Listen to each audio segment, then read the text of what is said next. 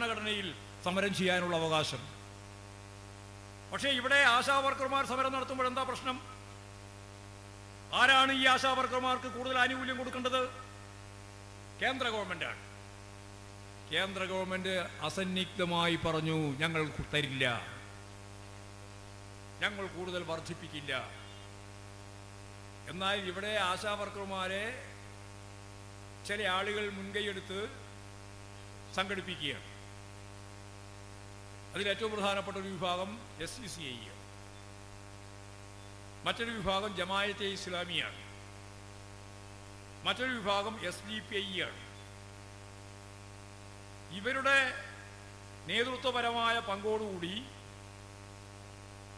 ആശാവർക്കർമാരുടെ പേര് പറഞ്ഞ് കേരളത്തിലെ ഇടതുപക്ഷ ജനാധിപത്യ മുന്നണി ഗവൺമെന്റിനെതിരായി വലിയ കോലാഹലം സൃഷ്ടിക്കാനാവുമെന്നാണ് മാധ്യമ ശൃംഖലകളുടെ പിൻബലത്തോടുകൂടി അവർ വിചാരിച്ച് പുറപ്പെട്ടിട്ടുള്ളത്. ഞങ്ങൾക്കൊരു കാര്യം മാത്രമേ പറയാനുള്ളൂ, ആശാവർക്കർമാരുടെ സമരത്തോട് നമുക്ക് ഐക്യദാർഢ്യമുണ്ട്, ഒരു സംശയമില്ല.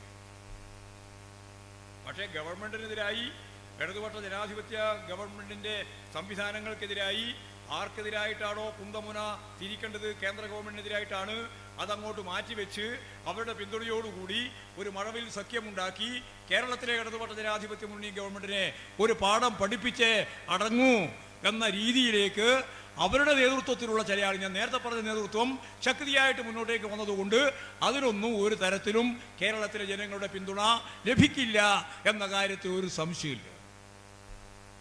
ഇതാണ് കാര്യം. ഞങ്ങൾ ഈ സമരത്തിനെതിരല്ല, സമരത്തിന്റെ ഭാഗമായിട്ട് തന്നെ സംഭാഷണം നടന്നിട്ടുണ്ട്. കേന്ദ്ര ഗവൺമെന്റിന്റെ കയ്യിൽ ഈ കാര്യം ബന്ധപ്പെട്ടുകൊണ്ട് ബഹുമാനപ്പെട്ട മന്ത്രി തന്നെ മെമ്മോറാണ്ടം നൽകിയിട്ടുണ്ട്. കേന്ദ്രമെടുക്കുന്ന നിലപാട് അടിസ്ഥാനപ്പെടുത്തി ഞങ്ങൾ നിലപാട് സ്വീകരിക്കുമെന്ന് മുഖ്യമന്ത്രി വ്യക്തമാക്കിയിട്ടുണ്ട്. പക്ഷേ അതൊന്നും ഞങ്ങൾക്ക് ബാധകമല്ല. ഞങ്ങൾക്കിപ്പോൾ കിട്ടിക്കൊണ്ടിരിക്കുന്ന 13,200 നിന്ന് 21,000 എത്തിയാൽ മാത്രമേ സമരം പിൻവലിക്കുള്ളൂ എന്ന് പറഞ്ഞുകൊണ്ട് ഒരു തരത്തിലും കേരളത്തിൽ ചെയ്യാനാവാത്ത കാര്യം വെച്ച് സമരം ചെയ്തുകൊണ്ടിരിക്കുന്നത്, അവർക്ക് നേതൃത്വം കൊടുത്തുകൊണ്ടിരിക്കുന്നത് കമ്മ്യൂണിസ്റ്റ് വിരുദ്ധ നിലപാട് സ്വീകരിച്ചു പോകുന്ന ആറു പിന്തിരിപ്പൻ ശക്തിയുടെ കയ്യിൽ കളിക്കുന്ന ഒരവസ്ഥയിലേക്ക് കാര്യങ്ങൾ വന്നാൽ അതിനെ തുറന്നു കാണിക്കുക എന്ന് മാത്രമേ ഇടതുപക്ഷ പ്രസ്ഥാനത്തിന് നിർവാഹമുള്ളൂ. ഇതാ കാര്യം. ഇവിടെ ഈ കേരളം ഇന്ത്യക്ക് മാതൃകയാവുന്ന രീതിയിലുള്ള ജനകീയ മുന്നേറ്റം സൃഷ്ടിച്ചുകൊണ്ടിരിക്കുകയാണ്.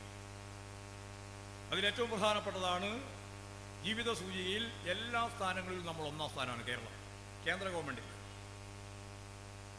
ഇപ്പോൾ വരുന്ന നവംബർ 1-ാം തീയതി ഇന്ത്യയുടെ ചരിത്രത്തിൽ ആദ്യമായി